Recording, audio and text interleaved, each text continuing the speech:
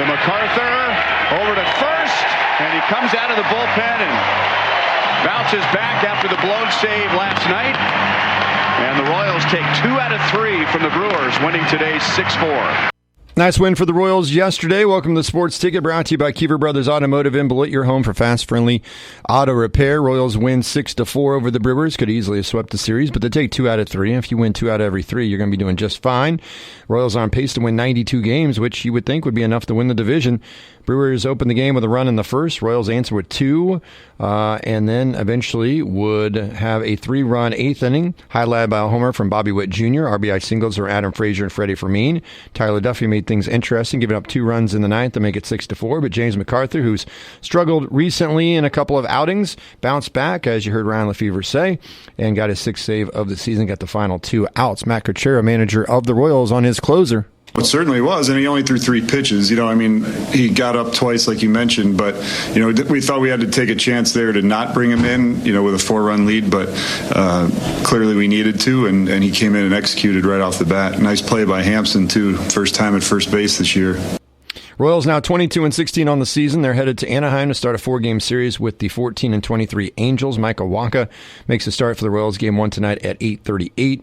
Royals have a stretch of games against teams that aren't doing that great, so perhaps the Royals can add to their nice start of 22-16. Speaking of baseball, we got regional baseball taking place today. Yeah, the regional baseball Marysville tournament is where all of our area teams are competing, or at least that's the placement that they've been put in. They'll be competing in Ellsworth and Marysville today, as far as the area teams are concerned. And on the schedule here today, at 4 o'clock this afternoon, the Sylvan Lucas Lincoln team is the 5 seed at 6-11 against Southeast Saline, the 4 seed 13-9. That's at 4 o'clock in Ellsworth. Those games are in Ellsworth because Ellsworth has the number 1 seed, so the top 2 games in this bracket are in Ellsworth, as Ellsworth's the 1 seed taking on Minneapolis, the 8. That'll be 25 minutes after the Sylvan Lucas Lincoln Southeast Saline game. Also, in Marysville today is where Beloit will start their run in the 3A regional tournament. The Trojans, number 3 seed at 12-8, taking on number 6 seed Marysville, who's 7-13. It'll be at 4 o'clock this afternoon in Marysville to start that 3A tournament. And then 25 minutes following that game, the 2 seed Nemaha Central will take on 7 seed Riley County. So that's the schedule for today at 3A regional baseball in Marysville and Ellsworth. We're going to hear from Brandon Cox here momentarily about Beloit's season and their trek into Marysville here today to start regional baseball in Class 3A. A few other things going on before we get to that interview today in track and field. NCAA League meets at Salina at 3 o'clock this afternoon, and then NPL's at Tesket at 3. Mid-Continent League is at Russell at 3 o'clock this afternoon, and Mid-Continent League Golf also at Hayes this afternoon at 1 o'clock. So full schedules can always be found at nccastsports.com for local sports here in north central Kansas. Again, also do want to let everybody know regional softball brackets are out there, posted at nccastsports.com as well. And Beloit's number 3 seed at the Hoisington 3A regional. They'll play Monday against Plainville Stockton. Sylvan Lucas, the 6th seed at their own 2-1A regional, but they'll actually be on the road at number 3 seed TMP on Monday. So those brackets, all the postseason assignments posted on a story at nccastsports.com, and you can find all of that there. Again, high school baseball today, the Beloit Trojans opening out their postseason at the Marysville Regional 3 seed against 6 seed Marysville, and we had a chance to catch up with Coach Cox, and he's going to tell you a little bit about what's going on with the Trojans heading into postseason. And welcome back here on the Sports Ticket on Katy Country 94. Brandon Cox joining us now, the head coach of the Beloit Trojan baseball team. Coach, getting set for the regional baseball tournament starting today. You go to Marysville, and even though you're a higher seed, unfortunately with the new setup, you have to be at their place to play this first round game. You're the 3 seed, Marysville the 6th seed as you open out regionals here today. Before we kind of look at the brackets and see where you're at with everything, how do you feel about the way the season's gone for you? You're getting a 12-8 year. You had some ups, you had some downs, and 4 games above 500 in the end. How do you feel the regular season went for the group this year? Yeah, overall I thought the season went pretty well. Coming into it, we kind of had a few question marks, but I think we had some guys really step up throughout the course of the year and playing in some different spots and moving people around a little bit. And I think we're settling into things right about now. I know the last several games, I think we've been playing really well defensively. And so overall, I think the season's went fairly well. Marysville again coming up here for you. You do have some common opponents here, and you won against some teams that they've not beaten, but obviously they play a schedule that's pretty good at the NCKL, with and then other teams like Hiawatha and Sabetha St. Mary's from the Mid-East League and out there in the Big Seven as well. So obviously you don't get to see every team that they see, and you know that they have a good schedule. When you look at this matchup with Marysville, you know their record's not great coming in, released on the bracket there at 6-12, but as you look at this team, what stands out about them, and are they a little bit better than what you might see from their record? I think, with them, you can't really go with their record or really anybody this time of year. Mm-hmm.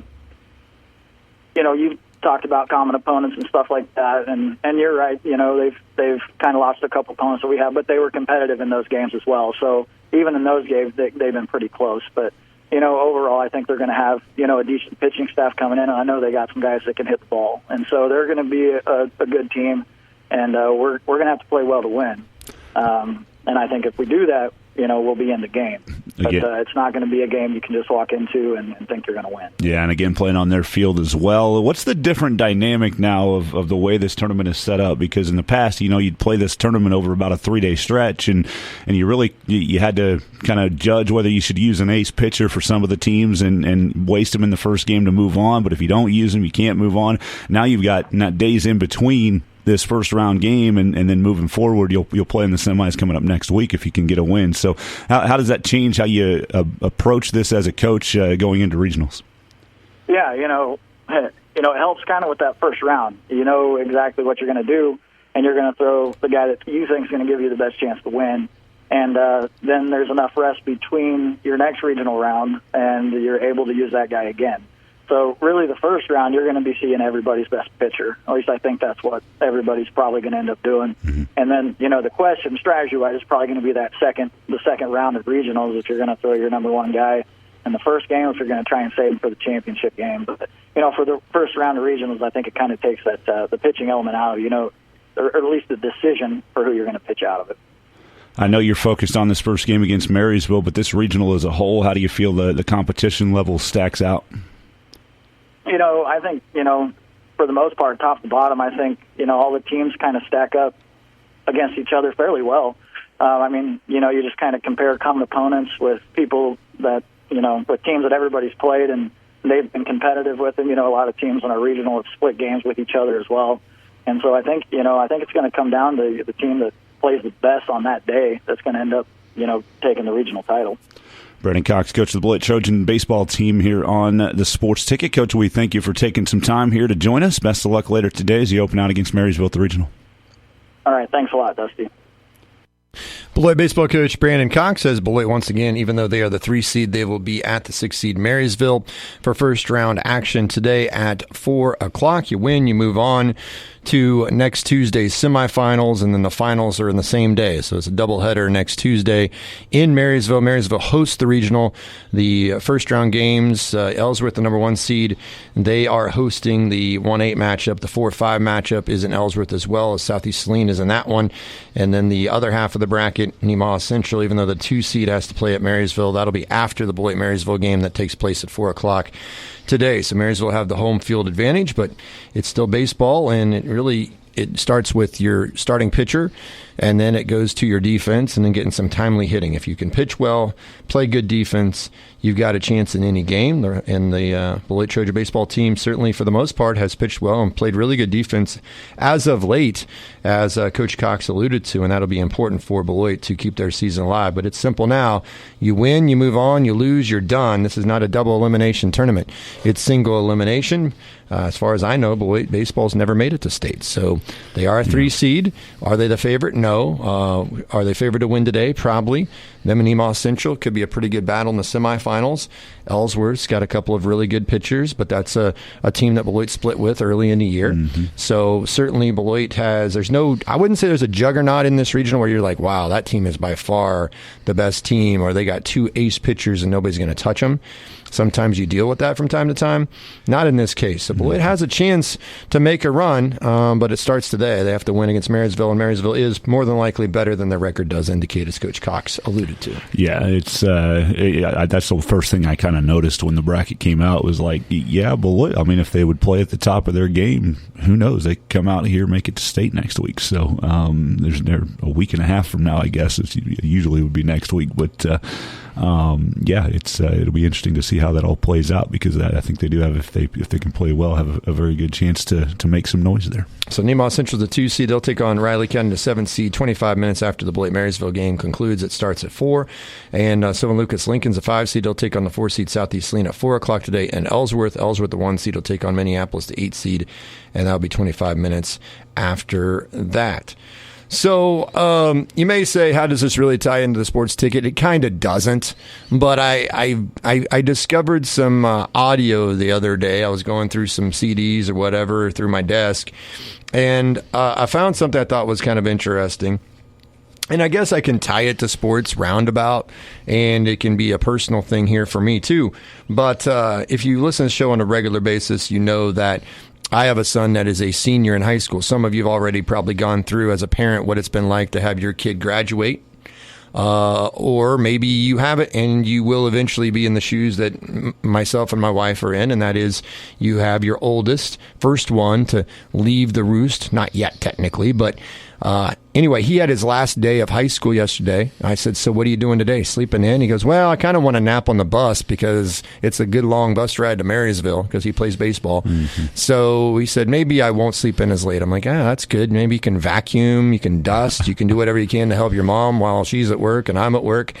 And so yesterday was his last day at the scholarship awards and banquet last night. Today, he's got baseball, so it's not like he's going to be lying around the house doing nothing today. And obviously it's an important game, as we just talked about. And then tomorrow, we'll be getting everything ready for the typical graduation reception, because graduation is on Saturday, 11 a.m. for Beloit. And so that'll be the final day that he'll be student. Yesterday was final day as a student, but anyway, as property of Beloit High, I guess, maybe. I don't even know if that's such a thing. But anyway, Saturday will be the last time that he will be, walking in the gym there, which he's played many, many times in basketball. And he and his senior class will graduate on Saturday. And so it is interesting, the timing of how I came across this audio, because of the fact that our oldest is now concluding high school. So Mike Strand, if you don't know, he was our news director for a while. We won lots of awards when Mike was here. We won awards in all kinds of categories, including news. And Mike was a very competitive person, and so Mike always wanted to win Station of the Year. And eventually we won it. We went 4 times? 3 times? 4 times? 3 times. 3 times. And in a row with him. Yeah, 3 times in a row, and I think we won it 4 times or something. But anyway, we won it quite a bit, and that was with a staff of 3.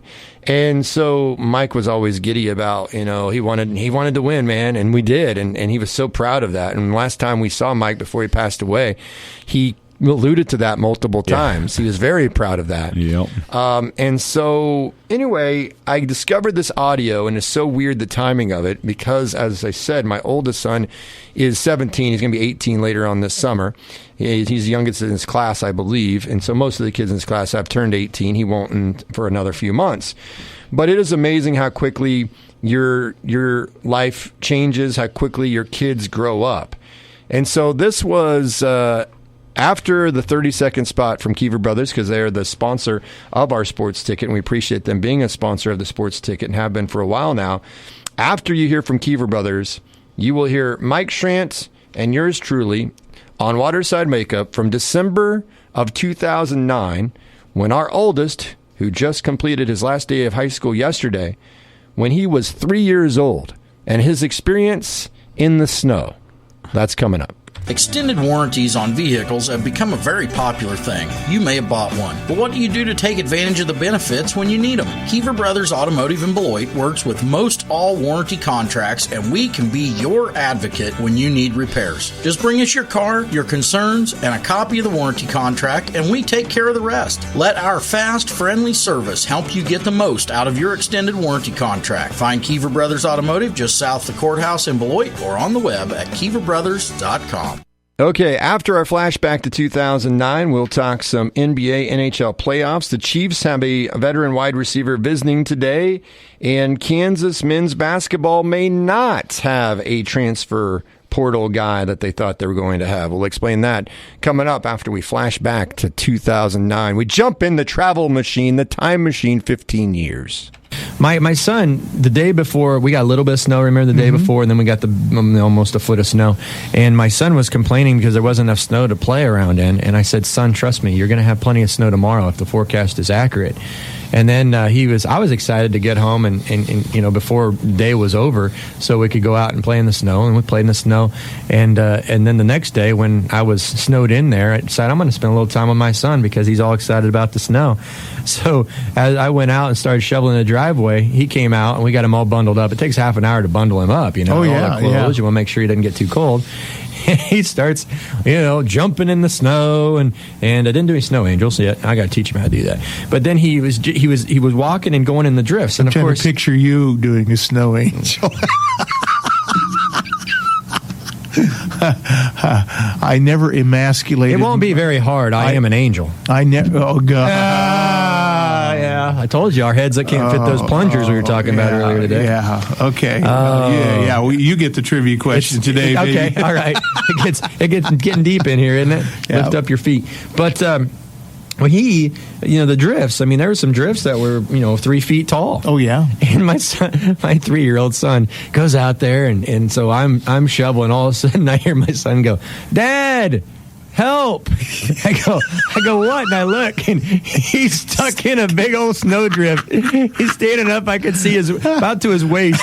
I could see his waist and up. It's like, Dad, I'm stuck. He starts to panic a little bit. And I'm like, that's okay, I'll get you. Well, by golly, it takes a little workout for me to step through that drift. Oh, yeah? Get there, and then you don't pull him at an angle. You pull him straight up. Yep, yeah. And then you get him out. Oh, it was so funny. Dad, I need help. I look over, and my son is like shrunk. So it was fun. So you have a lot of fun. It's too bad you didn't get any pictures of that because those are some video.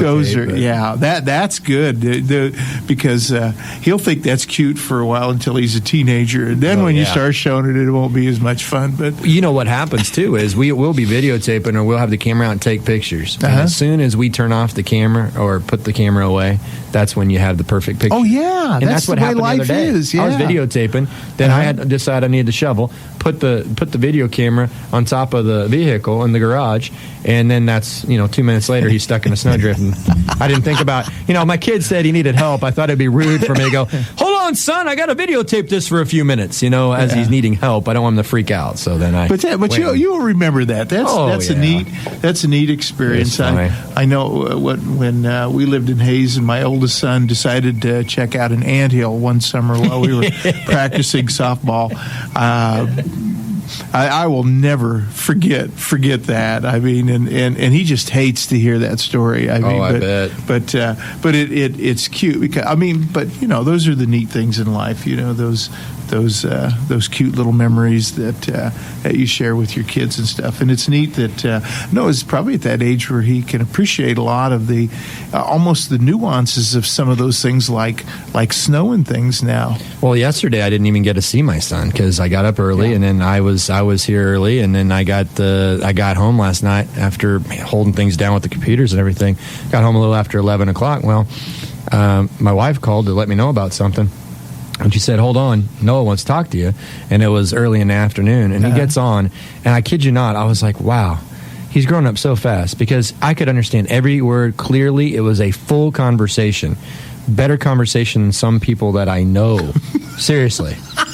I mean, it was in depth. I mean, he was asking, what was I doing? Why? He was, why aren't you when are you going to be home? And I had to tell him, well, I won't be home until you're asleep. That really stinks. Yeah. And, and then I said, well, what did you do? And he just detailing what he did. He's giving me a play-by-play. So maybe he's a chip off the old block. I don't know. But it was really interesting. I mean, we had probably a 5-minute conversation, and I'll always make time to talk to him, obviously, and no matter what I'm doing. But, boy, I was just like, holy cow, he's 3 going on 13, man. And like you said, they grow up pretty quickly. They do, and enjoy it because these are really the neatest. I enjoyed my kids. I still enjoy when they come home and stuff. I tell you, if nothing else, when they come home, I eat well. But yes. Yeah. My dad's the same way. He's excited when we come home, not to see us, but because he'll get some pie and some cookies. Yeah, I understand. But it is that's for all young parents out there, you have something very, very special. Enjoy that.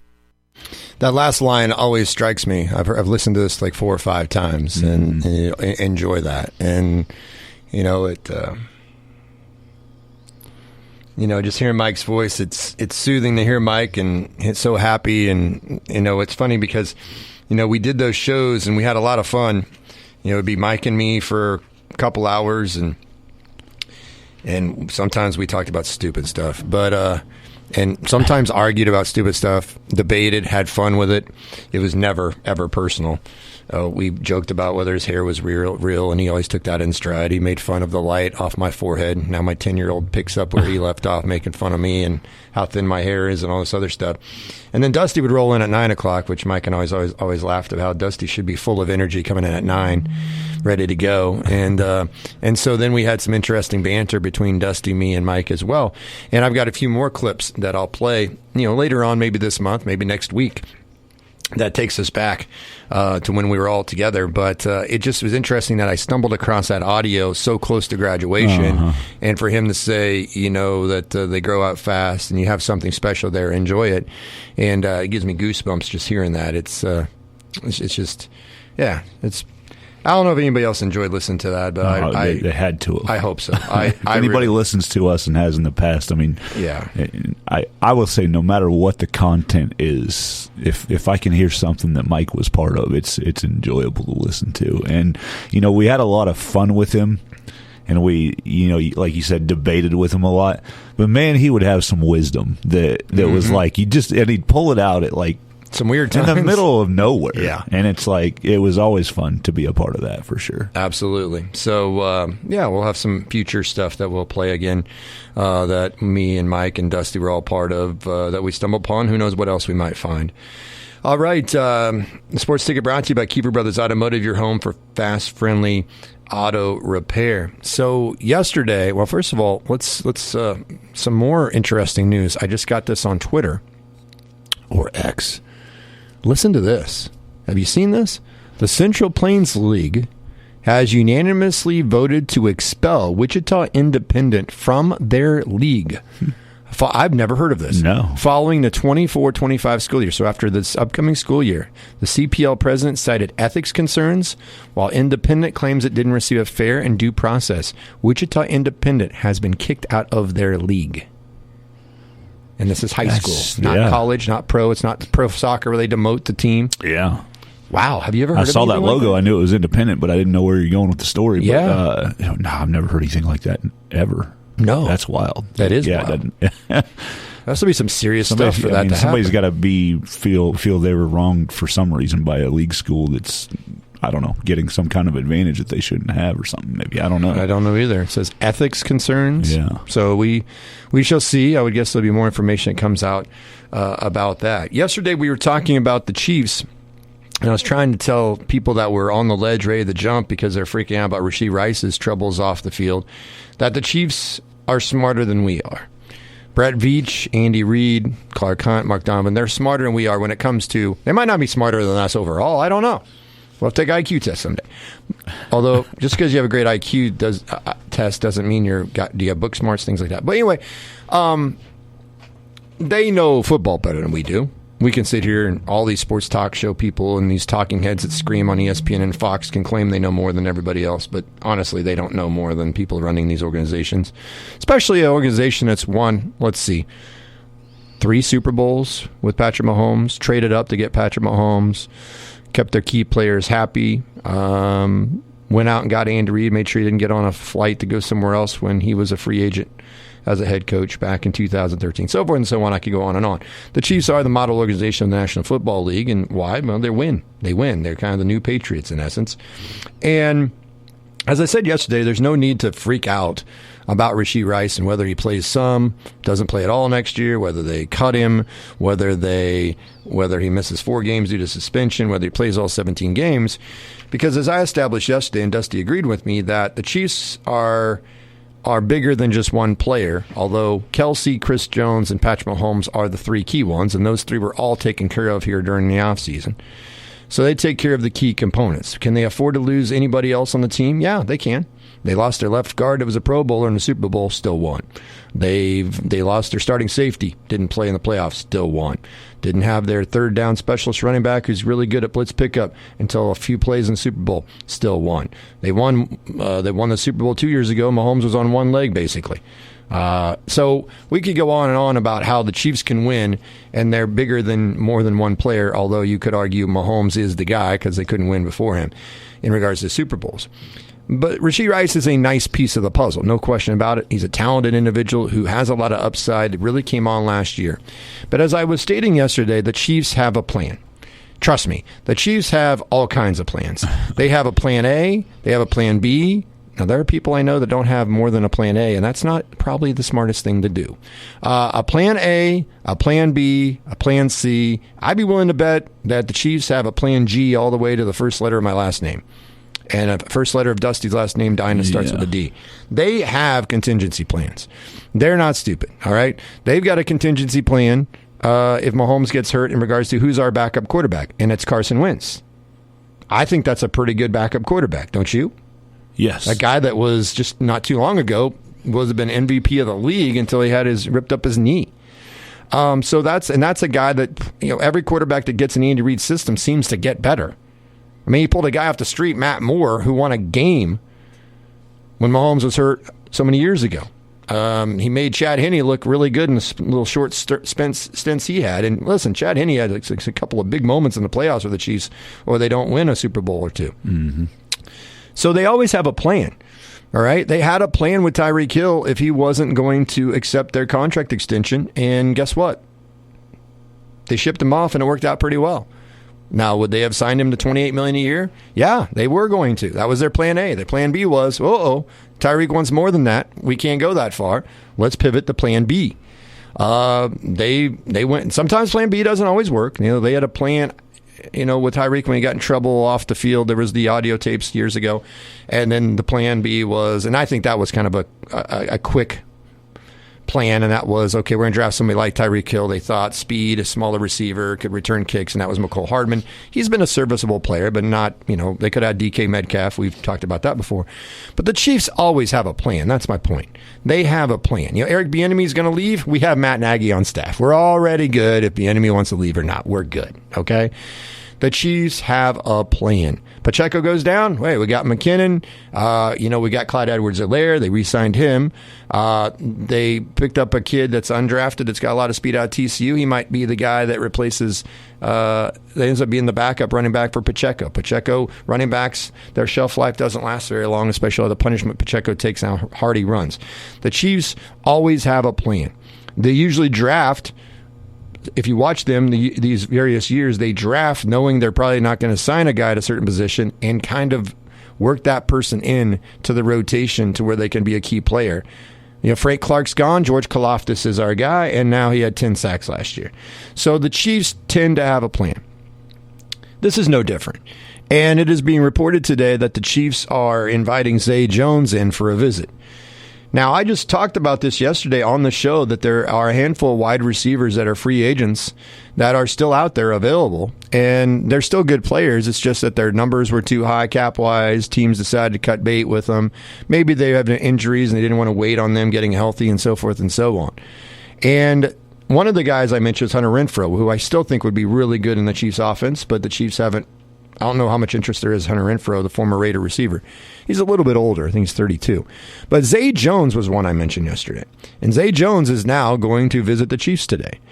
Now, would the Chiefs have brought Zay Jones in if Rashee Rice had been a model citizen during the offseason? I think it's possible they still would. I think it's possible. Is this a reaction to Rashee Rice's issues and they're wondering or thinking or figuring he's going to be suspended at least for some time? They need some insurance at wide receiver? Oh, I think that's possible. Zay Jones, last year, 34 catches, played in 9 games. He had a lot of injuries last year, but he's only 29. He had 34 catches for 321 yards with Trevor Lawrence as a quarterback. He had 2 touchdowns. Now, you may say, that's not that impressive. What's the big deal here? The last year he was healthy, 2 years ago, when he was healthy, just 2 seasons ago, 82 catches, 823 yards on a Jaguar team that made a run and lost to the Chiefs in the second round of the playoffs. He also had 5 touchdown receptions. Now, listen, the Chiefs don't need a guy to go out and get 1,500 yards receiving. They don't need a guy to get 1,000 yards receiving. Okay, if you got Hollywood Brown and he gets 900 yards like Rice did last year, and Kelsey goes out and gets close to 1,000 like he did last year, Xavier Worthy goes out and gets you 400, and Sky Moore gets you 300-400, and Kadarius Toney gets you a couple hundred, and Jared Wiley, the rookie tight end, might get you a couple hundred, and maybe Noah Gray gets you a couple hundred. Hey, it all adds up to 4,800 yards or whatever it may be. Does it matter? No. It does not matter. No. You know, the featured guy is Kelsey. We know that. Hollywood Brown might be featured and be a bona fide number 1 that the Chiefs did not have. Well, they haven't had since, honestly, Tyreek Hill, a bona fide number 1 wide receiver. Kelsey's labeled as a tight end. But Zay Jones, I think, would fit in nicely if he's healthy. And so I guarantee you he'll go through the physicals, the process. They'll check him over from head to toe, and the Chiefs will find out. And then they'll decide. He's visited 3 other teams. The Titans are one of them. I think the Cowboys as well. And Zay Jones may get a better offer from somebody other than the Chiefs, or he may say, I'm going to take a little less to be with the Chiefs because I want to get a ring, and I've obviously got a great chance if I go to Kansas City. I'm not sitting here telling you Zay Jones is Rashee Rice. I'm not sitting here telling you that Zay Jones is an up-and-coming player. I'm not telling you Zay Jones is going to make or break the Chiefs for winning a Super Bowl. I'm not telling you that Zay Jones is going to go out on a monster season. What I'm telling you is that Zay Jones is a solid NFL wide receiver who is 29, not 34. And if healthy, and when healthy, he has performed with Trevor Lawrence. Well, imagine what he could do with Andy Reid's offense and also with Patrick Mahomes at quarterback. Now, taking a little time to learn the system, so forth and so on. So it is a little bit intriguing to me. If they don't sign Zay Jones and he goes to the Cowboys or the Titans, as a Chiefs fan, should you freak out and go, oh, no, we missed out? No, you shouldn't lose any sleep. But I will say Zay Jones would be a little bit more insurance, a little more depth, a little bit more experience in that wide receiver room. That may help, guys like Xavier Worthy, or may help a Rashee Rice when he's eligible to play, which, by the way, we still don't know if he's going to be suspended for sure. We assume it. We don't know it. We don't know how long. But the Chiefs, to me, this is a contingency plan. It might have been the plan all along to bring Jones in. There might be a little bit more urgency to keep him there if they like him and sign him. But the point I'm trying to make is the Chiefs always have a plan. Is Zay Jones in their future plans? We shall see. He's coming in today to visit. Yeah, they sign him, they don't sign him. It's for me, it's whatever. They're still going to be fine, like I talked about yesterday. I feel anyway. But yeah, it's great to have a guy that you can count on for maybe a little bit more insurance at the position if you feel like you want to have that guy in your squad. So, it does feel reactionary from the latest thing about Rashee Rice, is just based on the timing of it. But there's a fairly good possibility he was coming in anyway today, before the second Rashee Rice story hit this offseason. So, it's always good to have contingency plans, and it's always good to talk with and bring in people that you think might be able to help your team. And if it works out, then absolutely bring them in if it's feasible for how you're putting together the team, financially with the salary cap. And, I trust that these guys are making the right decisions. So if Zay Jones ends up being a part of the Chiefs next year, I'm for it. Yeah. I can't. I mean, there's nothing that would say I'm against it at all. In Beach, I trust. Yeah. Yeah. Now, let's shift to college basketball for a moment. Kansas has done really well in the transfer portal. Bill Self said, we're not going through the season we did last year. We learned from our mistakes, blah, blah, blah. And he's got a lot of great transfers. Well, one of those may not play a single time or second for KU. And this is one of the things I don't like about the portal. I'll get to it here in a moment.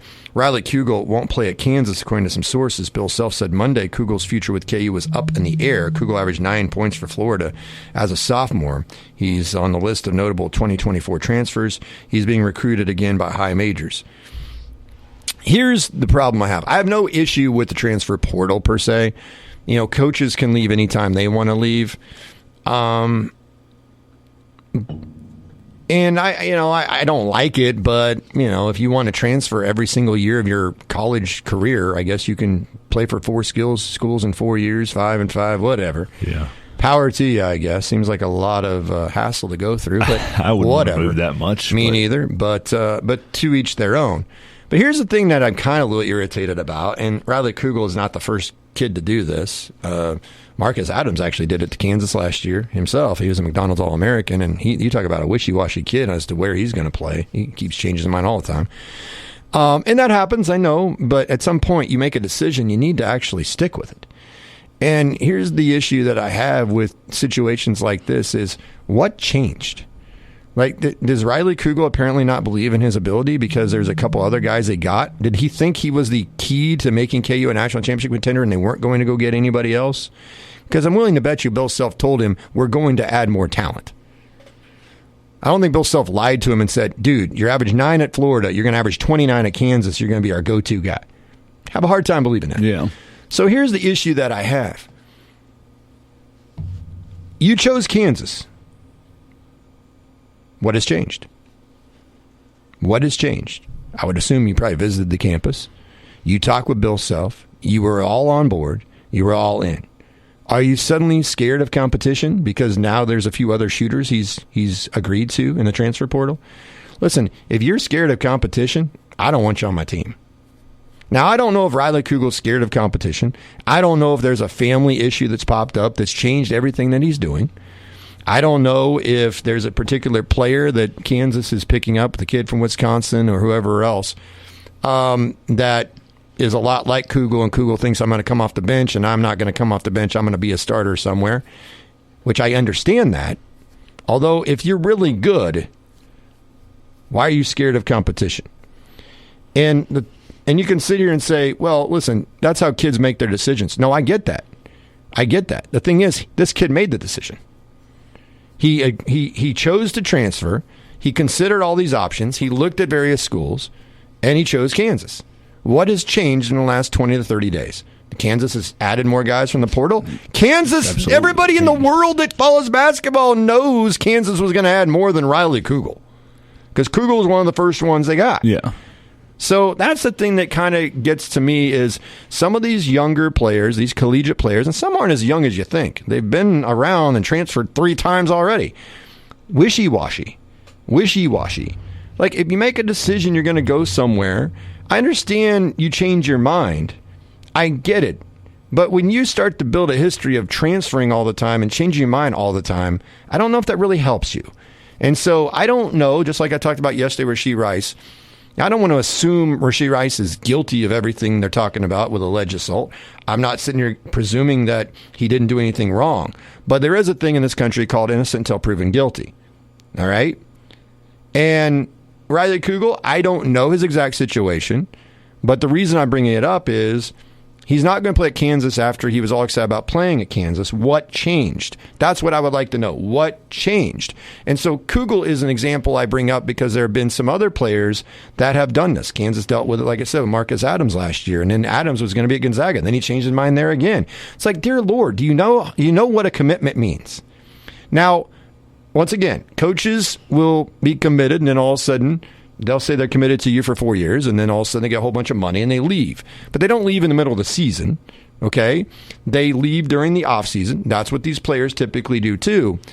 But I'm starting to see this trend where it's almost like oh, hey, I'm open. I'm a free agent. I'm going to transfer. I'm going to listen to everybody. I'll take the highest bidder with NIL. Okay, I got this great situation. I got this good money. Now I'm going to Kansas. And then all of a sudden, what? Somebody offer him an extra $1 million? Maybe that's what happened here. Somebody said, I love Riley Kugel, and I think he'd be really good for our team, and we can offer him more money than Kansas did because I can tell him he's going to be one of the guys, whereas Kansas, he's just a guy. And a jag, as they say, and I'm going to give him more money. And maybe that's what happened. Riley Kugel just said, oh, I get more money. Suddenly, after I've already committed to Bill Self, none of that means anything because I just got Joe Schmo to offer me extra $50,000, $100,000 to play elsewhere. Now, I'm not sitting here telling you, as a young person or even at my age, that I wouldn't listen to more money somewhere else. I'm not going to lie to you about that. But at the same time, if I just signed on with a new company, all right, and then all of a sudden somebody offers me a whole much more, I would feel like I committed to this. You know, I made my commitment here, and we've already started this whole process. I would understand if the company you're going to, the head honcho, quit, or the ownership changed, or in this case, Kansas changed coaches. I get that completely, because you usually choose the school as an athlete. You can say you choose the school in their academic program. That's horse. They choose the coach or the staff, somebody on the staff. It's about relationships. Yes, tradition matters. You know, playing under the bright lights, getting exposure. At Kansas, you're going to be in primetime games, Duke, North Carolina, Kentucky, and all that. But I think this is something we're going to see a lot more of, and I don't like it. This is the part I really don't like about the transfer portal tied to the NIL. And I would almost, as I think this through, would almost assume this is what happened. Kugel got a better offer somewhere else, and now he's reneging on what he was going to do with Kansas. And so this is the challenge, and this is why Jay Wright stepped aside in my estimation. This is why Roy Williams got out. It's why Mike Krzyzewski got out, and Nick Saban's now got out. Some of the best coaches we've ever seen ever coach have gotten out of multiple sports because they saw this coming. We've talked about it multiple times on the show that coaches now, it used to be you had to recruit the 6 openings. You had 6 guys you knew were coming back next year that were underclassmen, and you had to fill 6 openings because 6 seniors are graduating, okay? You had 6 scholarships. You had to go recruit 6 players.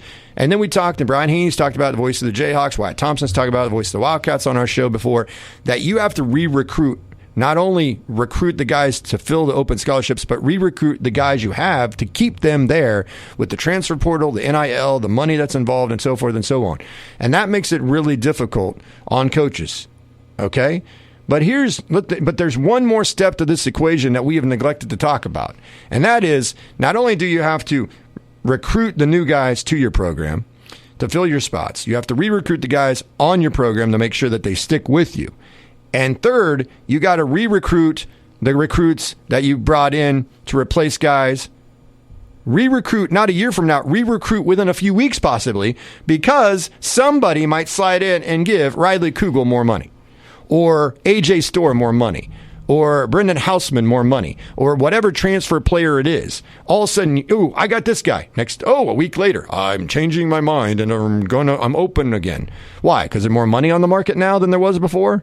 You took the best offer, and you all along were going to play this school against other schools, so you played them all along, and then you were going to just wait and see if there's a bigger offer, which, once again, if that's the way the game's played, probably not stupid for somebody to do it.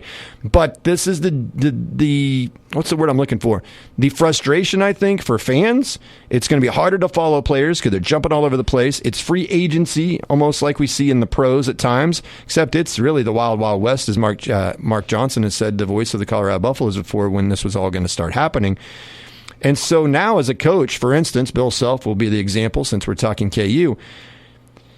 He had to go out and find transfer guys. He had to find shooter. And Johnny Furphy, he says the other day, is probably going to stay in the draft. And people out there immediately going to go, that's stupid. No, he's going to be a top 20 pick probably. And next year he probably won't. And he might be a better player because the draft isn't very good this year. So he'd be smart to take his money. So Bill Self has to replace Johnny Furphy's spot on the roster, right? So Bill Self has... He got Hunter Dickens come back, KJ Adams come back. He's got DeJuan Harris to come back. Marco Jackson looks like he's coming back. And then he went out and he got these various transfers. He got a couple of high school McDonald All-Americans who'll come in and maybe sit on the bench for all we know. And then a week later, he's got I don't have Kugel. I had him. Now I don't. Now I got another open spot. When does this end? It doesn't. It doesn't. The recruiting process now does not end. It does not end because you got to re-recruit the recruit that you tried to get from the transfer portal. You had him. Oh, wait a minute. Somebody came in. Oh, UConn decided to offer more money. Well, Kansas, I'm sure, has done this to other team schools as well. There might be a kid that went to another school, and all of a sudden, oh, Kansas decided we got a spot, which that might be what happens here. Riley Kugel goes somewhere else. Now, all of a sudden, there's a kid that's out there that committed to another one and says, hey, instead of going to Creighton, I might go to Kansas now. And I can get a little bit of money. Instead of Michigan State, I can go to Kansas. Do we see how this carousel goes? It never stops. That is a part of the whole process that I don't like, is that you have agreed to be a transfer. You've went into the portal. You've now found your match. You've agreed to the match. And it's not your first time through this process because you were recruited when you're coming out of high school to decide where you're going. And in some cases, these guys have gone through the process 3 or 4 times. A.J. Storr, who's coming from Wisconsin, I think this is his 3rd or 4th school he's going to be playing for at University of Kansas.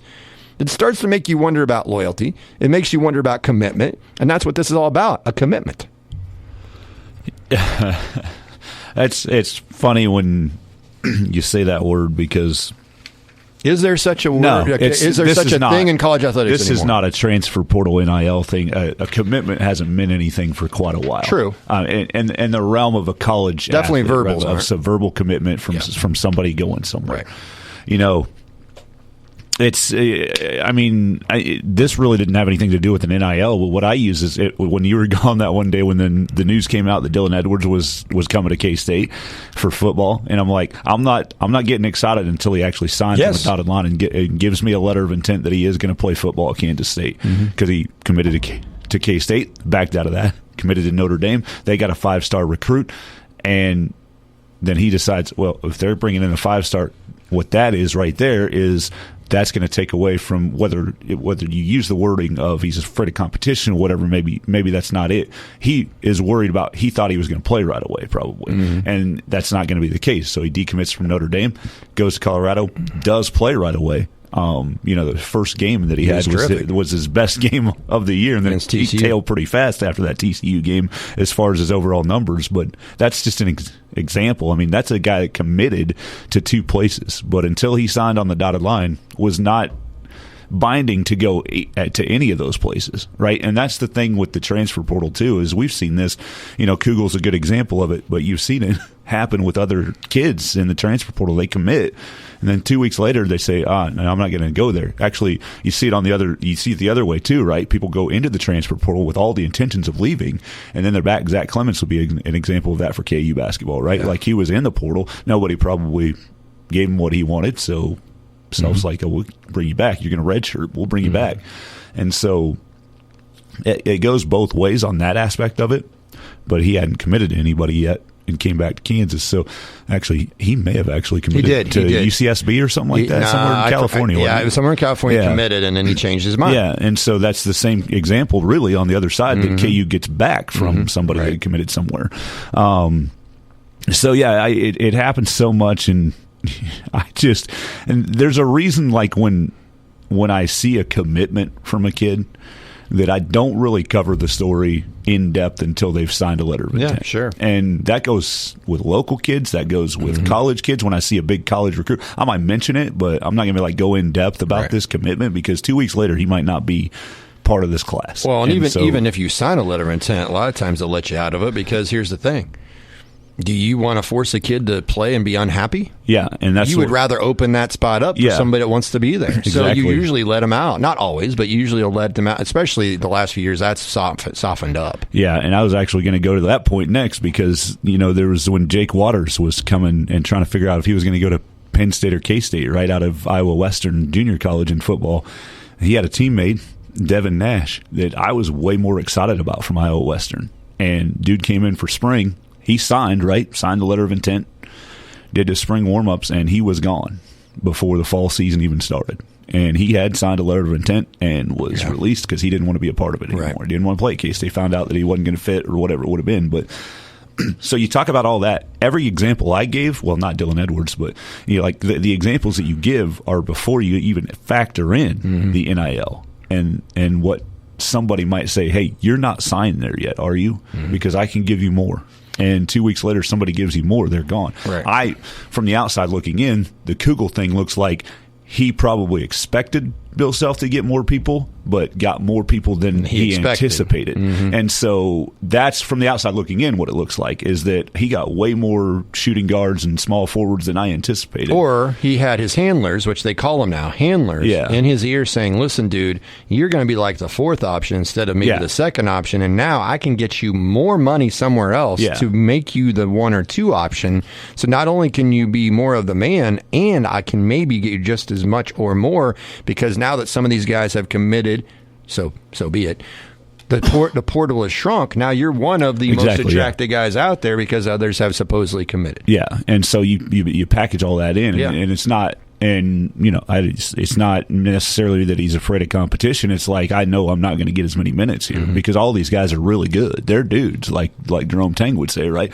They're really, really good. So even if I am good or maybe better than them, I'm probably going to get reduced playing time compared to what I thought I might get when I initially committed here. Mm-hmm. And so whether that computes and converts into the talent part of it or not, it's a fact. Yeah. Like, he's probably not going to get as much time as he thought he would when he initially committed. Yeah. And then there's some guys like, you know what, I'll just fight through it. I'll fight through it and I'll earn my spot. I'm better than those guys and I'll do it. And that was what Michael Jordan did. And I know not everybody's Michael Jordan. No, not everybody's going to have that same mentality. It's but just not. I doesn't seem to be as much of that mentality anymore. No, there's not. And like I said, this stuff has been happening since well before the portal, but it does take the road of least resistance. It does magnify it nowadays with NIL in the portal. Shifting to the NBA playoffs. Brunson, 5 to shoot. Brunson drives. Brunson scores! Trying to put the lights out on the Indiana Pacers. The New York Knicks are going to go up 2-0 in this best-of-7 Eastern Conference semifinal series. Knicks win last night. Jalen Brunson pulling a Willis Reed imitation, missed the second quarter, came back for a foot injury at halftime, and he led the Knicks at 29. They're up 2-0 in the series. 130-121 was the final. But there's a bigger story that is brewing with this Pacer-Knicks series. And, we've talked about gambling. We've talked about things being rigged, so forth and so on. Things are being fixed. And we've talked about, I don't think anybody's going to argue with you that TV executives, if they were asked questions off the record, a simple question, which would you rather have for your network and for your advertisers? Would you rather have a Pacers-Celtics series or a Knicks-Celtics series? I think that would be an absolute no-brainer. Even I would say that, and I'm not from either one of those schools, nor do I have a dog in the fight. Yeah. But if we're getting to that point, we are getting to the point where we are going to rig everything, and then it's not going to be real sports. The Pacers, according to Rick Carlisle, last night he got ejected late in the game. He had enough. He was fed up, and I give him credit for fighting for his team here. He said that teams can submit, they can pull all the clips that they believe are bad calls, wrong calls, and they can submit them to the league office after every single game. He said that the Pacers found 29 wrong calls in Game 1, but did not submit those because he said, it'll probably even out in Game 2. In Game 2, last night, there is a play. There's all kinds of plays, but there's a play where Josh Hart literally shoves Tyrese Halliburton from behind, forcing him to fall forward about 6 feet, and no foul's called, and the ref's right there. How do you not call that? I have no idea. They are people that believe the fix is in, that the Knicks and the Celtics are going to happen, and the Pacers have no chance. And here's the thing, Rick Carlisle believes that now, and this is something the NBA is going to have to get a handle on very quickly. The Pacers, reportedly, after last night's game, I told you there's 29 supposedly wrong calls in their view in Game 1. You know how many there were last night? 37. 48. Wow. So the Pacers are claiming there's 79 wrong calls in the first 2 games in New York, home of the Knickerbockers. Rick Carlisle ejected last night. He said a lot of stuff after the game last night, but the quote that stands out is this one. Small market teams deserve an equal shot. They deserve a fair shot no matter where they're playing.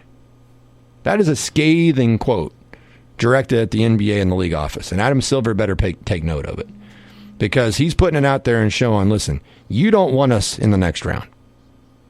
How else can I explain 79 missed calls? 77, whatever it is. And some of these are very blatant.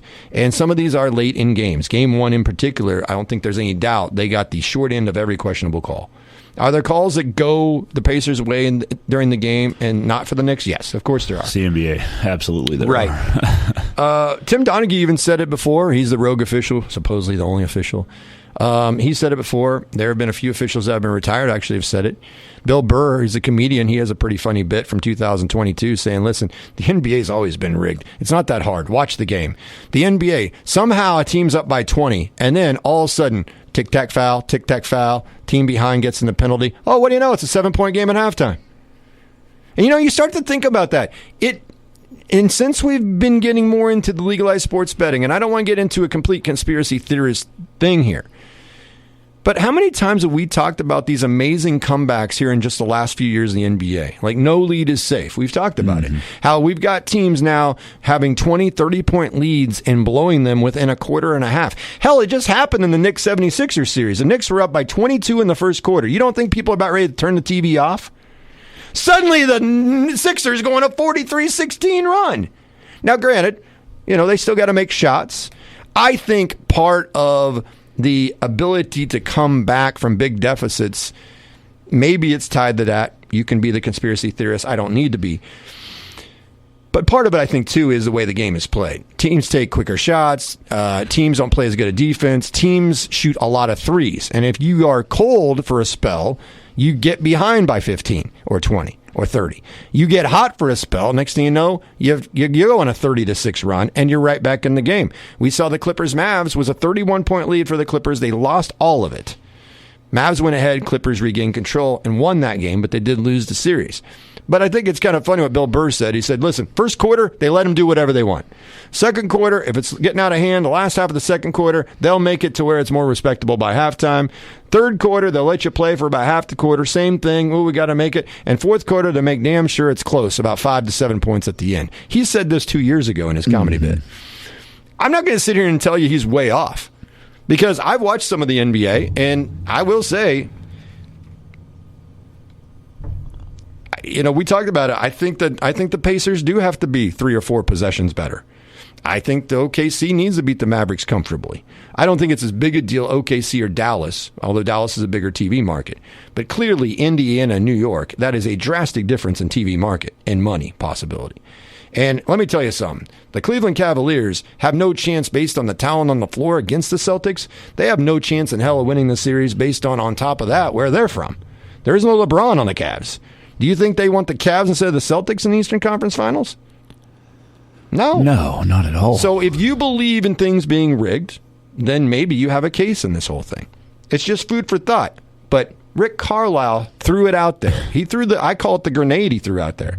Small market teams deserve an equal shot. They deserve a fair shot no matter where they're playing. Now, Carlisle's done a good job, in my opinion, as he's put the NBA in a tough spot. Because if this continues in Game 3, well, first of all, the series is over. Now, if you believe in the series being rigged, if you think this whole thing is rigged, if you believe that, I'm not saying I do, but if you do, Pacers are winning Game 3. Because you don't want to sweep. That ain't going to help the ratings. In fact, the Pacers are probably going to win Game 3 and 4. And in fact, if you really want the ratings, you're going to make it work to where the Knicks win in Game 7 at Madison Square Garden. I mean, what's better than a Game 7, maximizing the series, building up this, mini rivalry the Knicks and Pacers used to have with Reggie Miller and Spike Lee and all that good jazz, and then, letting the Pacers think they have a chance, and in Game 7, ripping their heart out with some bad calls and making sure the Knicks win at Madison Square Garden, and they haven't been in the Eastern Conference Finals since 2000. Now, having said all of that, if you are a conspiracy theorist and you believe that everything is rigged, then why haven't the Knicks been in Eastern Conference Finals since 2000? Yeah. So I can argue back and forth on this a little bit, but Rick Carlisle clearly is starting to throw it out there. Listen, man, just because it's a small market team doesn't mean we got to get the shaft all the time. Yeah, I don't necessarily believe in the full-on rigged thing, but I do subscribe to Bill Burr's theory. Like, they'll do some things to make sure this is not a blowout, right? Like, yeah. They'll do some things to keep a team in a game. And I mean, like Tim Donaghy, like you said, that he comes out and says some of that stuff. Oh, yeah. There's so many people that have come out and said, yeah, Michael Jordan got more calls. Sure. That's because he's Michael Jordan and he earned it. And so everybody, just goes with it, right? Michael Jordan himself said that. Like, I needed to establish myself. And once I did, I got calls. Like, he's not afraid to admit it either, right? Like, how hard is it to not call a carry the whole game and then suddenly call a carry? Like like he talks about in that docuseries, Dongie, on Allen Iverson, who carried the ball every time. Every time. You would call it every time. They didn't call it every time. But in a game when he played for the Nuggets, they wanted to show something to Allen Iverson because they got tired of his crap that he gave the officials. And they said they're going to use him as an example. And they called him for like 6 carrying violations. Same thing with legal screens. All you got to do is suddenly call 1 or 2 because they're always judgmental because they're never consistent. And then the same thing, a 3-second violation or a travel. It's all very, what's the word I'm looking for? You can call it anytime you want. It's just a matter of when you want to choose to call it. Yeah. And so, like, I do. Ooh, they're down 20. You know what? I might start calling these. I do put that higher than straight being rigged. I agree. Because you do still have to make the shots. You do still have to make the plays. The ball's got to go in the basket. Yeah. You put them at the foul line. You don't make the free throws. That don't matter. You can do all these things, and the people that are there can still mess it up. Yes. Now, it's probably not apt to be messed up if you're missing that many calls. Yeah. if that's true, right? Yeah. Again, he's talking about probably the calls that did not go in his favor. It'll balance out to probably 10, 15 of them actually did go in your favor, but you're not counting those. Right. So, if you're counting 38, then maybe 10 went in your favor. You're still negative 28 on this thing. So it's still an issue. Kind of an impact. Yeah. So it's like, I get where he's coming from, and I'd be frustrated too if I had that many of them. But I would too. It is. I feel like that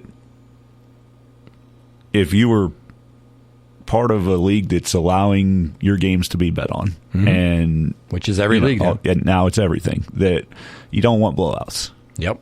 In any sport, you don't want blowouts because you want people to keep watching for the ratings 35 points. And the spreads. Yes, you want bettors to keep betting within even the game. Yeah. Listen, the gambling influence on professional sports every single day becomes bigger and bigger. Tonight, NBA playoffs, there are 2 second-round Game 2s on the schedule. In the East, Celtics up 1-0 on the Cavs. Game 2 at 6 in Boston on ESPN. In the West, at 8:30, the Thunder lead the Mavericks 1-0 Game 2 in OKC. For the third time last 4 seasons, Nuggets center Nikola Jokic was named the league's MVP. Should have been the MVP last year. Should be 4 in a row. Jokic received 79 of the 99 first-place votes. He's the 9th player in NBA history to win at least 3 MVP awards during his career. This season, he averaged 26 points, 12 rebounds, and 9 assists. He has now won the award in 3 of the past 4 seasons, making him the first player to do so since LeBron. He had 25 triple-doubles, second in the league. He is the 7th player overall to win 3 MVPs in 4 years, joining Bill Russell, Wilt Chamberlain, Kareem Abdul-Jabbar, Larry Bird, Magic Johnson, and LeBron James. Gee, that's pretty good company. He's the 9th player to win 3 MVP awards overall. The same list I gave you, plus add in a guy named Michael Jordan and Moses Malone, who was pretty doggone good. SGA from OKC finished 2nd. I thought he had a chance maybe to win it. Doncic, who led the league in scoring, was 3rd. Giannis Antetokounmpo was 4th. Jalen Brunson was 5th. And 6th with Jason Tatum. I will say this, and we're talking about how the Knicks are favored in the playoffs with the officiating and all this, possibly. I watched Jalen Brunson play. I saw him play in college. I thought he'd be a good pro player. I didn't think he'd turn into the player he is. No. He came off the bench for the Mavericks, went to New York, and he's just absolutely taken this game to another level.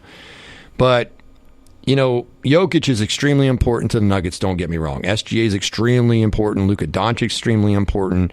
Giannis, obviously, when he didn't play, the Bucks lost in the series. They're all super, super important. There's no doubt. Now, the Mavericks still have Kyrie Irving, but Doncic doesn't play.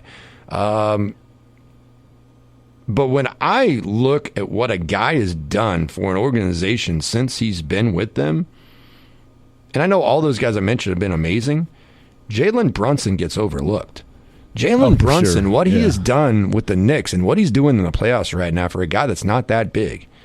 And by the way, they have every Villanova guy on their team. Josh Hart, DiVincenzo. They're good at figuring out how to do the flops and everything else and taking charges. But Jalen Brunson might be the most valuable player. I mean, literally the most valuable player for any team in the NBA. Take him away. What do the Knicks have? They were in trouble last night when he was off the floor. Now, I think you could say that about the other players too, but I think you should put Brunson in that category. He was 5th in the voting yesterday. In the NHL playoffs, what a comeback. Echols toward the net, got blocked. Waiting second. Vancouver diving.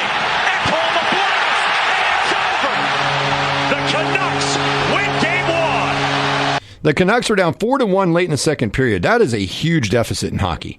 They made a major comeback, scored a final 4 goals, stole a win, 5-4, take a 1-0 lead over the Oilers, second round of the Stanley Cup playoffs. The Panthers scored 3 goals in each the second, third periods. They cruised to a 6-1 win in Game 2 over the Bruins, tie that series 1-1. Tonight in the hockey playoffs in the East, Rangers lead the Hurricanes 2-0, Game 3 in Carolina at 6. At 8:30, the Colorado Avalanche will be they're up 1-0 in the Western second round on the Stars. Game 2 at 8:30 tonight in Dallas. So there is a wrap of the NHL playoffs and what's coming up later tonight. Anything you want to add, Mr. Dinas? I think we covered it. All right, if you missed that interview with Brandon Cox, Beloit baseball coach, or if you ever missed the show in its entirety, we have it posted later on, Sports Ticket Podcast. It's on the KDCountry94.com website, or you can just go to the TuneIn app. You can search the Sports Ticket. You can tell Alexa, tune in or play the Sports Ticket.